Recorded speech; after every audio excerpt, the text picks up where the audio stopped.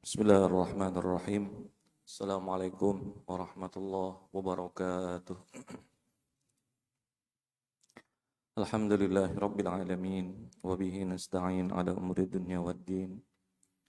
Wassalatu wassalamu ala asyrafil anbiya'i wal mursalin sayyidina wa maulana Muhammad wa ala alihi wa ashabihi wa barik wa sallim ajma'in. Allahumma akhrijna min dhulumatil waham wa akrimna binuril faham waftah alaina binuril alim wasil akhlaqana bil hilm. Allahumma rabbi syrah lana sudurana wa yassir lana umurana birahmatika ya arhamar rahimin. Rabbi yassir wa la tu'assir, Rabbi yassir wa la tu'assir, Rabbi yassir wa la tu'assir, Rabbi tammim bil khair. Jamaah salat maghrib yang dirahmati Allah, alhamdulillah bersama kita bersyukur kepada Allah atas segala nikmat yang diberikan kepada kita semua. Pada malam hari ini kita dapat bersama-sama berhadir ke masjid kita melaksanakan sholat maghrib dengan berjamaah, berniat beriktikaf melaksanakan ta'lim. Mudah-mudahan apa yang kita kerjakan pada malam hari ini menjadi asbab dosa-dosa kita diampuni oleh Allah Subhanahu wa taala. Segala hajat kita dikabulkan, kita semua diberikan kesehatan, keafiatan, keselamatan, keberkahan. Mudah-mudahan kita semua menjadi orang-orang yang diridhai oleh Allah Subhanahu wa taala. Salawat serta salam tak pernah lupa selalu kita haturkan kepada junjungan kita Nabi besar Nabi Muhammad sallallahu alaihi wasallam. Nyambung kembali kajian kita dalam kajian fikih, terkhusus dengan fikih muamalah. Kajian pada malam hari ini diawali dari hadis Nabi sallallahu alaihi wasallam. Hadis disampaikan dari sahabat Jabir bin Abdullah radhiyallahu an. Hadis ini disebutkan oleh Imam Muslim dalam kitab sahihnya dengan nomor hadis 1536. Anna Rasulullah sallallahu alaihi wasallam, bahwasanya Rasul sallallahu alaihi wasallam naha, melarang. Jadi berikut ini merupakan jual beli yang dilarang. Yang pertama adalah mukhabarah. Mukhabarah ini nanti secara khusus kita akan bahas karena terkait tentang penyewaan lahan. Yang kedua, Rasul sallallahu alaihi wasallam melarang daripada al-muhaqalah. Yang disebut dengan al-muhaqalah adalah ada al-muhaqalah, kemudian ada yang disebut dengan al-muzabanah. Al-muhaqalah itu jual beli buah yang masih di pohon itu, yang masih di pohon dengan biji-bijian yang ditakar. Biji-bijian yang ditakar. Sementara yang dimaksud berikutnya dengan al-muzabanah, muzabana adalah jual beli barang-barang ribawi dengan jenis yang sama tapi dengan timbangan yang berbeda. Misal kurma yang kering, alat bayarnya kurma yang basah tapi dengan timbangan yang sama. Ini riba lah, ini riba. Baik, bukan ini fokusnya kita. Berikutnya adalah dan Rasul sallallahu alaihi wasallam melarang untuk melakukan jual beli di dalam riwayat yang lain, Sahih Bukhari dan Sahih Muslim. An bai'ith thamari hatta yabdu salahuha. Daripada menjual buah hatta yabdu salahuha, sampai sudah matang. Ini pengertiannya banyak ya. Maksud matang itu bagaimana? Apakah maksudnya jual mentah? Apakah maksudnya jual buah di atas pohon? Nah, cara memahami ini nanti banyak penjelasan daripada syarah hadis ini. Mungkin nanti yang dipahami adalah tentang hukum jual beli buah yang masih di atas pohon. Itu Pak kemarin Pak. Jual beli buah yang masih di atas pohon. Dan kalau baca terlek hadisnya nih Pak secara harfiah, Rasul Shallallahu Alaihi Wasallam melarang ini dan melarang menjual buah yang belum matang. Nanti di situ dipahami tentang hukum menjual buah yang masih di atas pohon. Contoh, ini ada buah mangga. Mana lagi kah kemarin? Mana lagi kah? Atau mangga madu kan misalnya. Apa? Mangga yang nanti yang jadi masalah ada buah mangga itu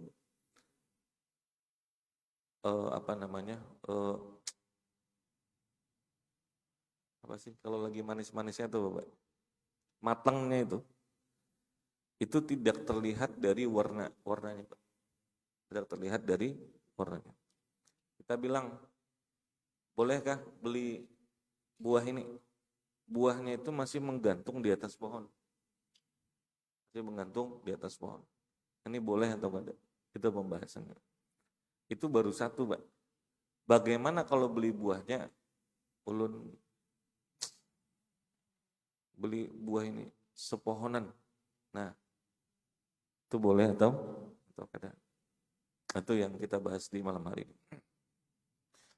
Baik, penjelasan daripada hadis ini, jamaah yang dirahmati Allah, bahwa ketika buah itu masih di atas pohon, itu kan berarti buah itu ada yang matang, ada yang tidak matang. Kenapa kemudian pembahasan ini menjadi pembahasan yang cukup panjang? Karena ketika buah itu masih di atas pohon, kita itu tidak tahu itu buahnya sudah matang atau belum. Atau belum. Buah yang sudah dipetik aja, kita bisa kada tahu mana yang matang atau yang kada. Apalagi yang masih di atas pohon. Yang masih di atas pohon ini, pembahasannya satu, tingkat kematangannya kita kada tahu. Kita orang biasa lah maksudnya. Kemudian yang kedua, perlu jadi catatan lah, kita orang biasa. Karena nanti orang yang punya pengetahuan tentang itu ada permasalahan khusus di sana. Kemudian yang kedua, pian bisa menghitungkah di pohon itu ada berapa jumlah buah yang ada di sana? Itukah yang kita pertanyakan beberapa minggu ini? Ya, nah, baik. Kalau diterlek hadisnya Pak, Rasul Shallallahu Alaihi Wasallam melarang tentang itu. Larang tentang itu. Jual buah di atas pohon itu kada boleh. Nah, tapi ternyata penjelasannya seperti apa? Nah, penjelasannya, ulun singkatkan aja langsung Pak. Ini ada beberapa kitab yang ulun rujuk. Baik, yang pertama satu. Kalau buah yang al-bai'u ba'da dhuhuri thimari qabla buduwis shalah bisyartil qata' fattafaqu ala jawaziha. Baik. Kalau buah yang mau kita beli itu Pak, ini nanti berlaku buah di atas pohon atau singkong di dalam tanah. Coba Pian, bisakah mupur? Ini sehektar ini seberatan kebun singkongnya, aku beli singkongnya. Tahulah kita di dalam itu berapa. Itu kan gambling Mbak. Bisa jadi kita untung banyak, bisa jadi rugi banyak. Nah, yang pertama adalah, yang pertama ini menjelaskan bahwa ada cara supaya boleh. Ada caranya supaya boleh. Dan itu Pak, disepakati oleh para ulama, pasti boleh. Kayak apa caranya Mbak? Caranya adalah bisyartil qata'. Petik dulu. Selesai itu. Yang di atas pohon tuh nah. Pian mau yang masak kah? Yang mau mentah kah? Kan ada orang memang beli mangga itu bukan cari yang masak, tapi yang setengah mateng atau yang memang yang lagi asem-asemnya itu yang Nah, baik singkong yang di dalam, terlihat itu kayaknya nih besar ini singkongnya nih. Begitu dilihat di bawahnya kerompong sekali. Nah, untuk membolehkan itu semua Pak, singkong di dalam tanah, buah di atas pohon. Satu cara ini para jamaah selesai. Maaf fi khilaf. Semua para ulama mengatakan boleh. Apa itu? Petik buahnya, beli, selesai. Petik dulu, kumpulkan dulu di bawah. Makanya kata Buya Yahya Jarsidin, kayaknya Jarsidin, kalau bahasa bolehnya tuh. Semua buah yang ada di pohon ini, kau belilah per kilonya sekian. Per kilo tuh Pak, itu bahasa apa tuh? Bahasa petik dulu bawah. Begitu petik di bawah, berapa per kilo? Berapa per kilo? Baik, itu yang pertama, yang tidak ada khilaf bahwa itu diperbolehkan. Yang kedua, jual beli buah yang masih di atas pohon, dan kemudian ini juga disepakati oleh para ulama bahwa itu adalah tidak boleh. Apa itu? Al-bai'u ba'da dhuhuri qabla buduwi shalah bisyarti tark. Nah, ini yang kada boleh, Pak. Ini yang kada boleh. Kayak apa caranya? Masih kembang. Masih kembang. Masih yang segini-segini nih. Yang ada potensi nanti di situ bisa untung, bisa rugi, bisa hilang segala macam. Kira-kira kalau buah tuh masih sini atau masih kembang, pian bisa lah memprediksi keuntungan itu. Udah tahu. Nah, kecuali nanti kalau memang pian mau beli kembangnya, itu lain ceritanya. Itu mau beli kembang buahnya. Ini ceritanya mau beli mangganya. Masih yang sini-sini tuh nah. Karena takut antri atau segala macam, yang masih sini, masih buah segala macam. Masih yang kembang kecil segitu. Itu Pak, kemudian kita bilang, aku beli sepohonan inilah. Yang sini-sini itu. Pian beli apanya? Memang mau beli itunya kah? Atau memang nanti menunggu, memang dicari masaknya? Nah kalau itu Pak, mafi khilaf, itu kada boleh. Tingkat kematangan 100%, masih 25%, 30%, 40%, 50%. Dibeli anunya 50%, baru 40%, di anunya sudah. Yang ada potensi nanti kerugian di sana. Baik, ini yang kedua. Yang ketiga, ini yang khilaf di antara para ulama. Apa itu? Yang ketiga adalah al-bai'u ba'da dhuhuri qabla buduwi shalah bighairi syartin bai'an mutlaqan. Nah, ini ceritanya. Nah, ini yang mungkin sering terjadi, Pak. Buah itu sudah matang di pohon. Sudah matang di pohon. Tapi ibarat belum, kalaupun belum matang lah, mungkin masih menunggu 1 atau 2 hari lah. 1-2 hari itu pun difungsikan menunggu waktu untuk mengambil tukang petik buahnya, mengambil mobil yang membawanya. Ini catatannya apa? Satu, buahnya itu sudah matang atau hampir mendekati matang, sudah hampir matang. Ini yang nanti terjadi khilaf di antara para ulama. Sudah matang tapi masih di atas pohon. Itu bolehkah? Kalau kita Pak, yang orang biasa, itu kada boleh. Nanti kalau pian syarat-syarat di antara ulama yang cukup dakik atau cukup detail mensyaratkan tentang ini, itu ulama Malikiyah. Ada 3 atau 4 syarat yang disyaratkan oleh ulama Malikiyah, tapi lu ambil kesimpulannya satu. Apa itu? 4 syarat itu ada satu kesimpulan yang diambil tarik benang merahnya semuanya. Apa itu Pak? Boleh yang di atas pohon itu masih, walaupun masih di atas pohon, tapi sudah matang, boleh yang di bawah itu membeli. Dengan syarat orang yang membeli di bawah itu adalah orang yang punya pengetahuan, kompetensi keilmuan, yang bisa mengukur tanpa harus naik ke atas pohon. Menurut pengalaman yang dia punya, dia sudah bisa menakar, ini pohonnya hasilnya berapa kilo, tingkat kematangannya berapa. Kalau itu Pak, boleh. Dan itu boleh. Ini kayaknya sini. Nah, nanti ada namanya Pak, interval ya Pak. Nah, apakah hasil ukuran orang yang ada di bawah itu adalah angka pasti? Kada. Jadi kalau ada deviasinya nanti, kalau ada misalnya margin error Pak, ini kayaknya pohon ini berapa kira-kira Pak? Cempedak itu satu pohon berapa kilo? Nah, kada pernah jual nukar kayaknya. Ini kayaknya berapa kilo Zat? Satu pohon itu berapa Pak? Cempedak itu? Ada yang tahu kah? Sama-sama kada tahu berataan ini berarti lah. Ini contoh lah, ulun kada tahu nih. Misalnya nih, dalam satu pohon itu ada 20 kilo misal. 20 kilo. Orang ini dengan keahliannya, tingkat keilmuannya yang matang, yang memang sudah gawian ini kau mau ukur Pak. Ini besok panen. 30 kilo. Nah, margin errornya itu Pak, punya dia itu, begitu ditimbang besok, ternyata hasilnya 33 kilo. Boleh. Ternyata hasilnya 34 kilo. Boleh. Tapi kalau ternyata margin errornya Pak, hampir 50%, bahkan di atas 50%. Tidak boleh. Berarti orang itu udah berpengalaman. Nah itu yang masih diperdebatkan oleh para ulama. Kebanyakan para ulama itu mengatakan sebaiknya jangan. Walaupun seperti itu, ada ulama-ulama disandarkan ini kepada ulama Hanafiyah yang mengatakan bahwa itu dibolehkan dengan beberapa syarat. Kesimpulan dari syarat yang mereka berikan adalah yang pertama satu, itu harus mutlak. Ini kayak ini Pak, kalau buah itu masih di atas pohon, itu ada banyak masalah.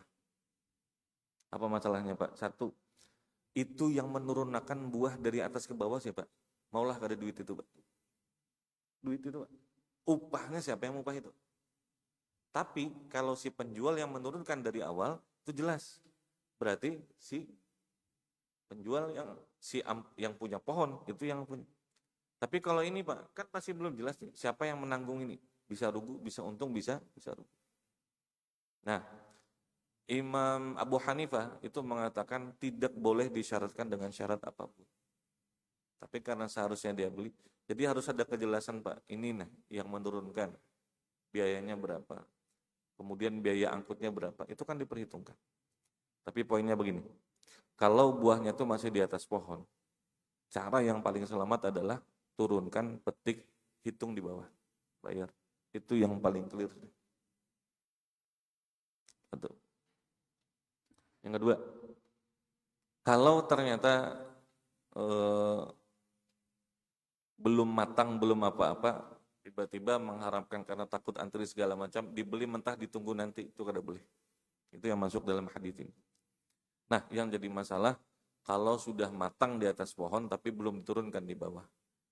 Kalau orang itu punya mukhabarah, punya kemampuan, punya khibrah, punya kompetensi tentang itu, tahu berapa, dan margin errornya itu biasanya cuma sedikit, tidak banyak, tidak sampai 500, apalagi kalau belinya banyak banget, sampai bertonton. Misalnya margin errornya sampai 500 Pak, 500 apa atau 5 kuintal, itu kan tidak bisa diterima Pak kalau sebanyak itu. Nah, baik, ini terkait tentang membeli buah di atas pohon. Mudah-mudahan sudah terjelaskan para jamaah, mudah-mudahan terjawab. Intinya yang paling aman itu ambil dulu, petik dulu, turunkan, hitung, itu paling aman. Kalau yang lain-lain itu masih banyak yang dibicarakan, termasuk perbedaan pendapat para ulama. Yang kedua, tentang membeli ikan di dalam, apa lagunya Pak? Ikan di dalam kolam, sudah. Membeli ikan di dalam kolam. Nah, nanti pian baca di dalam Fatwa Misri ya. Tentang membeli memberi ikan di dalam kolam. Apa hukumnya? Ikannya itu masih di dalam kolam. Nah, ini ternyata perlu dijelaskan juga. Kolamnya itu kolam yang mana? Karena ada hadis Nabi SAW. Hadisnya begini. Hadisnya itu disampaikan bahwa Rasul Shallallahu Alaihi Wasallam mengatakan jangan membeli, nah ini, la tashtaru as-samaka, dari sahabat Abdullah bin Mas'ud radhiyallahu an. Ini hadisnya Mbak, tentang membeli ikan di dalam kolam. Masih di dalam kolam, pian jual. Pian tahu lah ukuran ikan di dalam kolam itu ada berapa. Maka nanti banyak Mbak pembahasannya, termasuk, nah, Mbak, kalau cukup ulun jelaskan nanti Mbak. Masuk bayar biaya admin kan? Biaya admin. Dapat ikan. Ikannya tuh kayak apa Mbak? Bayar kah? Nah itu nanti ada Pak. Ini tentu pembahasannya tentang fikihnya Pak. Baik, ulun lanjutkan dulu yang ini. Hadisnya itu pertama begini, dari sahabat Abdullah bin Mas'ud radhiyallahu an, la tashtaru as-samaka, ini hadis Pak. Jangan membeli ikan filma di dalam air. Kenapa jangan beli ikan di dalam air? Fa innahu gharar, karena di situ kemungkinan akan terjadi gharar. Ada yang merasa tertipu nanti. Nah ternyata begitu dicari Pak hadis ini, satu, secara kedudukan hadis ini adalah hadisnya mauquf. Hadisnya mauquf. Tentu tidak sekuat dengan hadis-hadis yang lain. Lau anna hadis, kalau seandainya Pak, lau anna hadal hadits sahih. Kalau seandainya lau anna hadal hadits sahih, kalau seandainya hadis ini sahih, Pak, maka perlu dijawab. Maka perlu ada takbir tentang ini. Jangan membeli ikan di dalam kolam. Pertanyaannya, kolam yang mana? Bagaimana kalau kolamnya itu di dalam?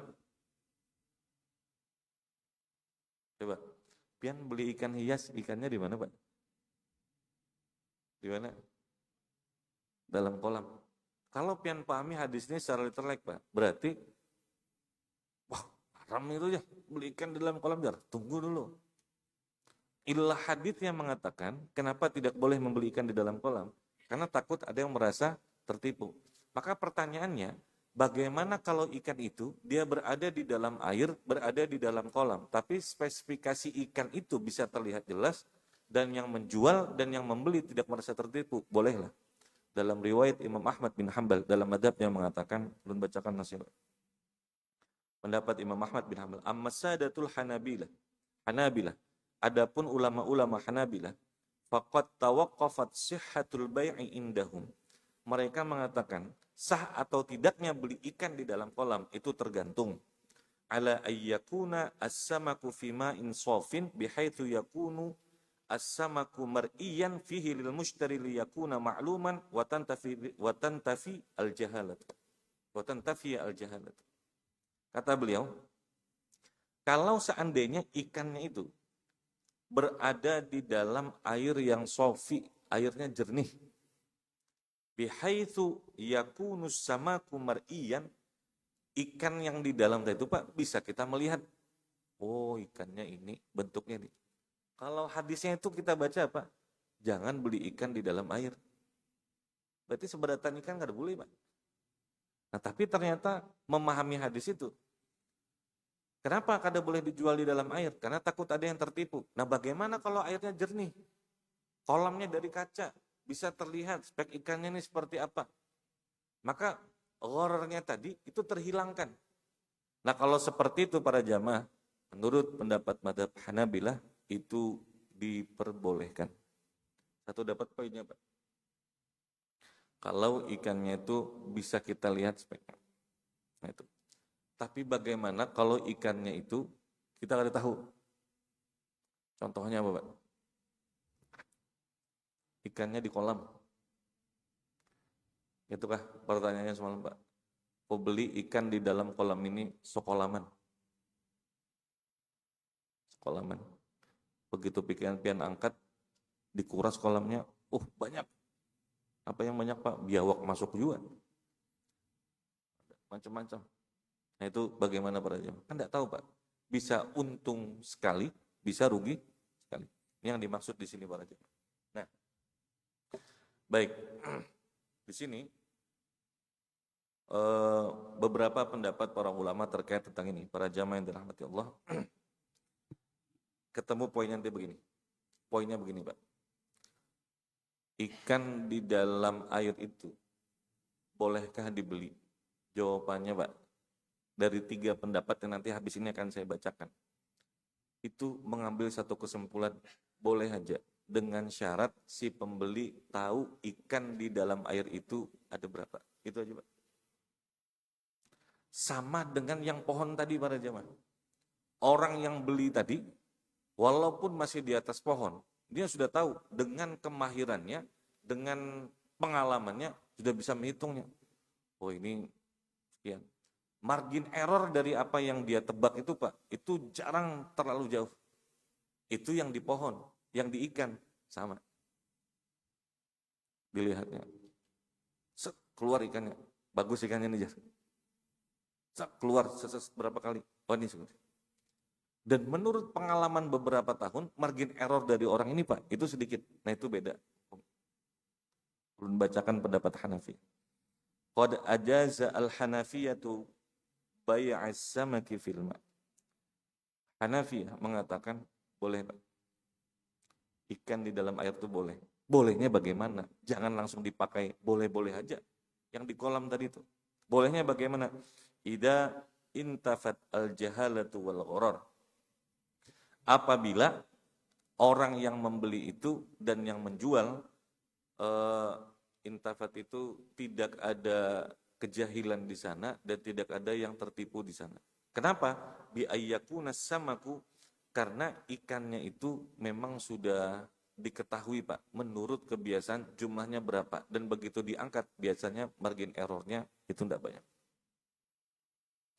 Intinya satu para jamaah, tidak ada yang merasa tertipu. Oh tapi sama-sama ikhlas itu belum beres para jamaah.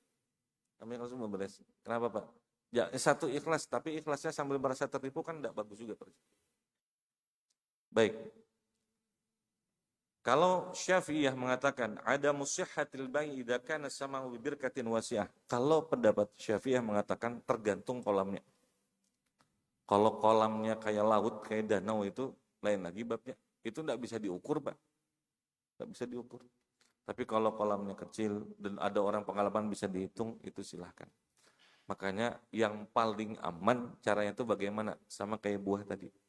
Petik buahnya, jual. Ambil ikannya, angkat ikannya, jual. Silakan. Itu cara yang paling aman.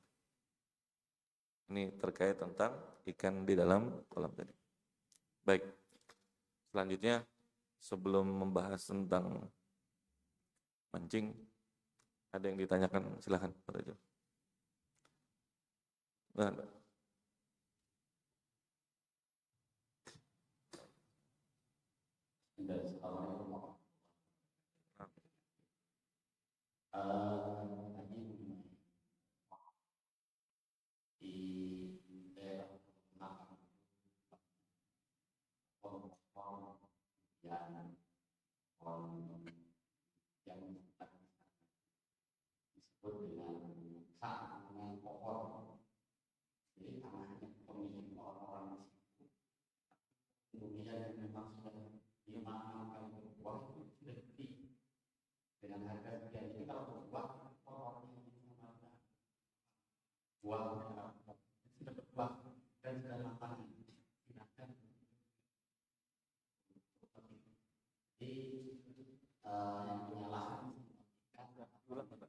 diulang bisa Pak? Ya. Diulang. Tanahnya punya siapa Pak? Tanahnya punya. Oke. Pohonnya itu dibeli. Jadi kalau dia berbuah nanti matang, di pot bahwa itu berbuah. Boleh. Oh ya. Jadi mereka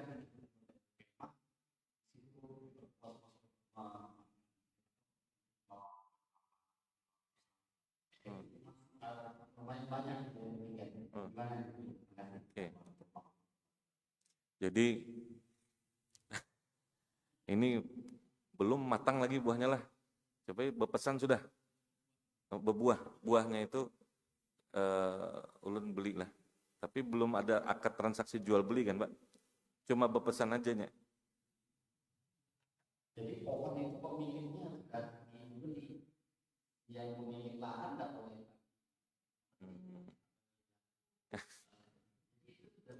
Baik.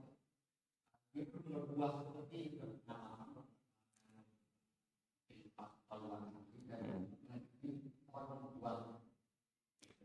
Berarti pohonnya punya yang beli tadi Pak ya? Oke paham. Jadi ulun perjelas lah. Ini tanah ada yang punya, ditanami pohon. Pohonnya itu dibeli. Nah nanti yang harus diperjelas adalah penggunaan tanahnya itu dengan sistem sewakah atau diikhlaskan aja misalnya. Itulah. Anggap misalnya diikhlaskan aja. Silahkan aja. Nah sekarang berarti pemilik buah itu siapa? Tentu yang beli. Jadi orang itu bukan beli buah di atas pohon kan? Tapi beli pohon yang belum matang. Bolehkah Pak beli pohon? Tidak ada yang larang beli pohon. Pian beli pohon boleh lah.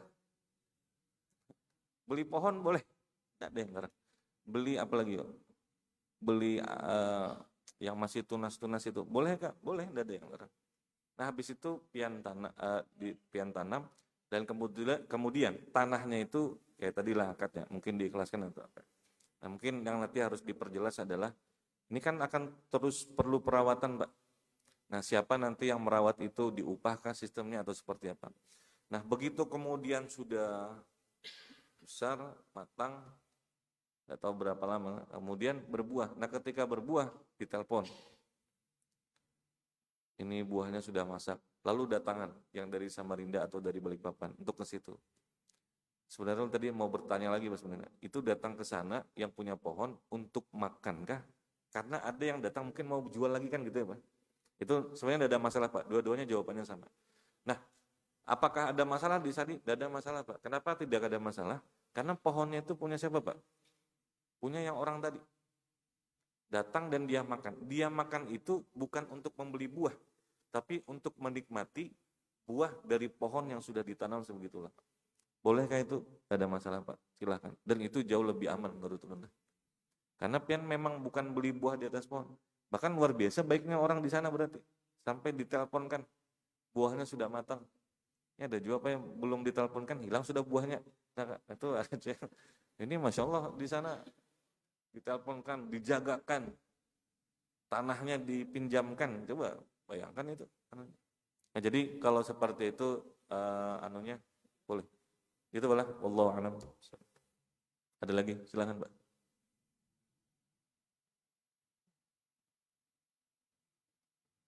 Habis masalah buah. Silakan, silakan.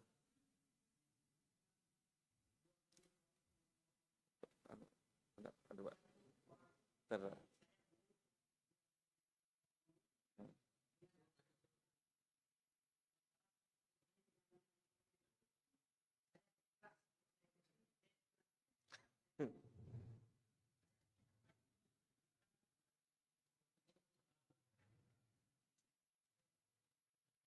Assalamualaikum warahmatullahi wabarakatuh. Assalamualaikum. Kalau di pohon ini bilangnya saya jadi buah di pohon ini sekian. Bapak, diperjelas saja Pak. Misalnya contohnya Ya, berapa buahnya, sekiannya itu berapa misalnya?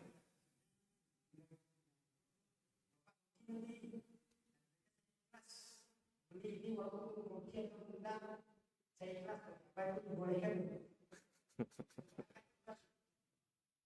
Assalamualaikum warahmatullahi wabarakatuh. Assalamualaikum. Satu catatannya. Pertama, ulun gambarkan dulu Pak. Kalau tasawur ulun salah nanti tolong dibenarkan. Pian beli buah di atas pohon.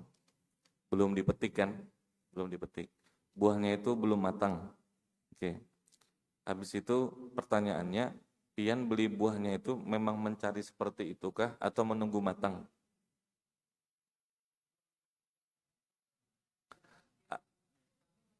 Nah, berarti setelah pian beli langsung dipetik atau tidak?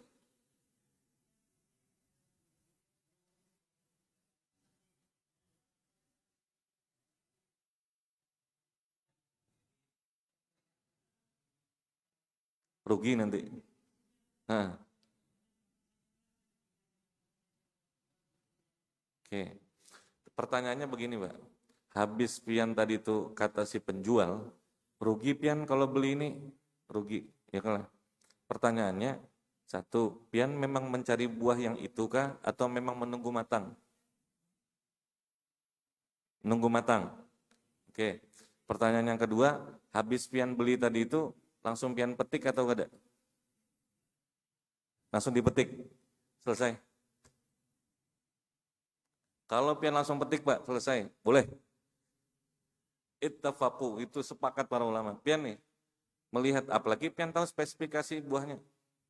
Oh, ini seperti ini. Pak, rugi Pak pian kalau beli buah ini belum matang. Kada apa-apa ajar pian, langsung anulah gitu. Tapi habis itu, habis pian beli kan, langsung pian petik kan, dan pian sudah melihat speknya. Itu boleh Pak. Bisyartil qata, pian langsung potong, itu langsung boleh. Bisa dipahami Pak? Ada masalah. Yang jadi masalah itu begini Pak, yang jadi masalah itu. Habis pian beli, habis pian lihat, ternyata belum matang, ulun belilah Tapi rugi pian Pak. Enggak apa-apa, saya tunggu 3 bulan lagi. Nah itu yang kada boleh.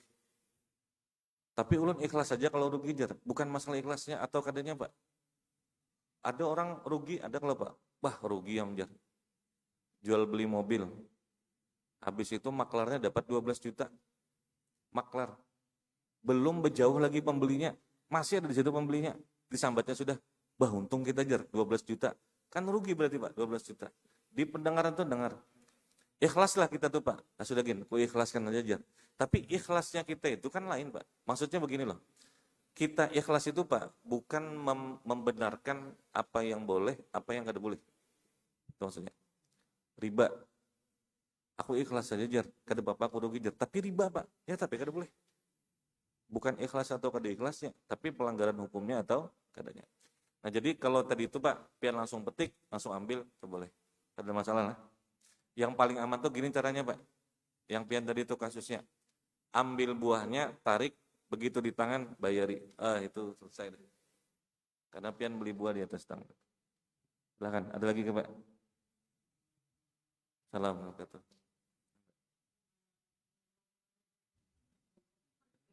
Singkong Pak? Oh, ulun taunya gumbili Pak. Jawau. Pakai Ekonomi dan tantangan di tempat kami. Semua orang Bentar.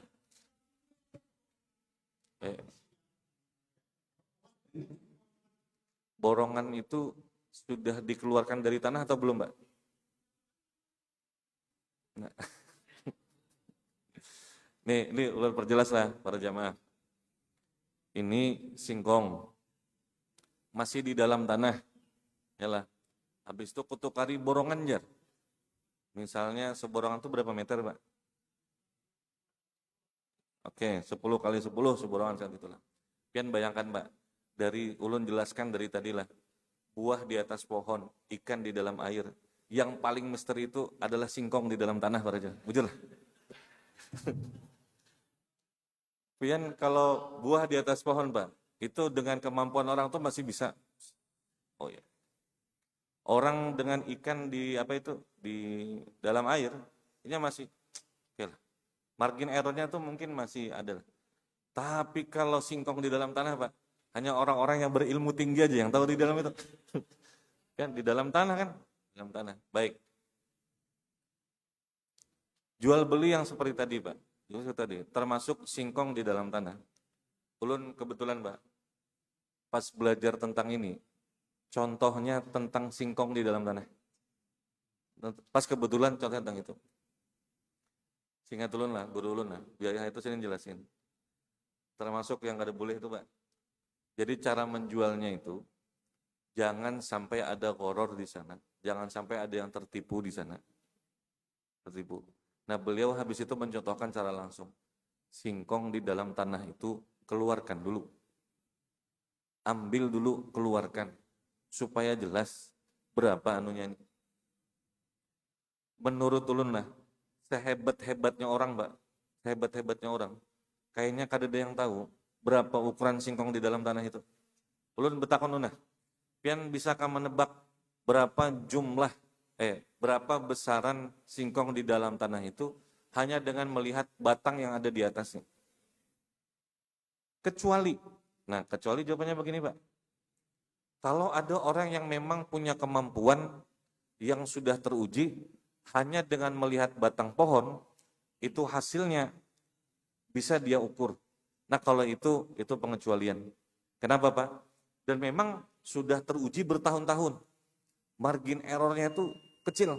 Nah untuk itu kada Bapak. Tapi kalau selain itu Pak, dan menurut ulun kada ada yang tahu kayaknya. Adakah yang tahu Pak? Pian melihat dengan pohon itu batang pohon. Kayaknya setengah kilo ini singkongnya nih. Begitu diangkat Pak, kosong di bawah. Nah salah berarti. Kesimpulannya untuk singkong, keluarkan dulu dari dalam tanah, baru kemudian jual. Allahu a'lam.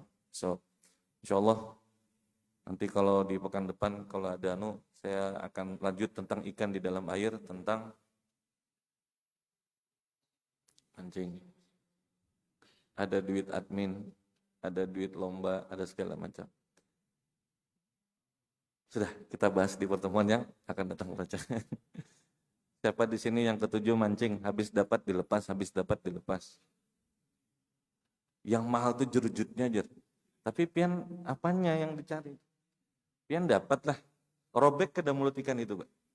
Karena pancing ikan itu, insangnya itu terluka kan. Dapat rilis. Gitu. Kalau dapat buat dimakan, nah, itu ada hukumnya tersendiri pada jemaah. Baik, kenapa ini sampai bahas masalah munjun gara-gara ikan dalam air inilah para jemaah. Kalau ada yang sampaikan salah kurang utama, tinggalkan ikuti pendapat yang lebih baik. Sallallahu alaihi wasallam Muhammad sallallahu alaihi wasallam. Al-Fatihah.